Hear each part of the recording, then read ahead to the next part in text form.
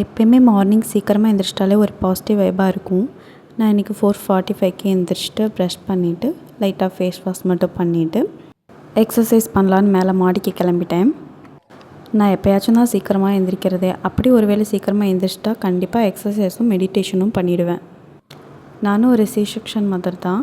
லைட்டாக belly fat இருக்குது. எனக்கு தெரிஞ்ச 2-3 எக்ஸசைஸை மட்டும் ரிப்பீட்டடாக பண்ணிப்பேன். வேறு பெருசாலாம் ஒன்றும் தெரியாது. மொபைலில் பார்த்தும் எக்ஸசைஸ் பண்ணிப்பேன். டெய்லியுமே எக்ஸசைஸ் பண்ணணுன்னு தான் நினைப்பேன். பட் அதுக்கான டைம் தான் சரியாக அமையிறது கிடையாது. இனி டெய்லி பண்ணணுன்னு இருக்கேன். கொஞ்சம் நேரம் எக்ஸசைஸ் பண்ணிவிட்டு அதுக்கப்புறம் கொஞ்சம் நேரம் மெடிடேஷன் பண்ணேன். ஆனால் கொசு உரிச்சு எடுத்துருச்சு. அடுத்து டைம் பார்க்கும்போது 6 ஆகிடுச்சு. சூரியன் அப்படியே மெதுவாக ரைஸ் ஆகி வந்துட்டு இருந்தாங்க. அதுக்கிடையில் இந்த காக்கா குருவிங்களோட சவுண்டு காலையில் கேட்குறதுக்கே ரொம்ப ப்ளசண்ட்டாக இருந்தது.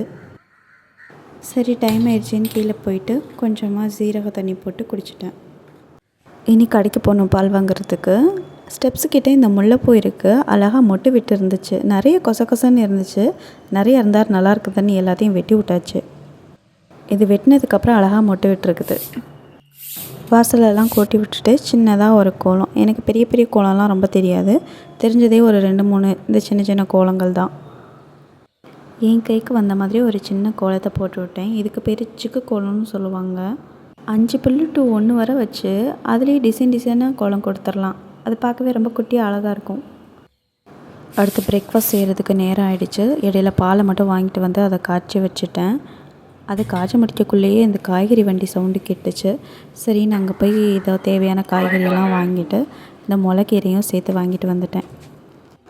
தோசை மாவு கொஞ்சம் தான் இருந்தது. அதனால் அது பத்தாதுன்னு சொல்லிவிட்டு எக்ஸ்ட்ரா ரவா உப்புமாவும் சேர்த்து பண்ணிட்டேன்.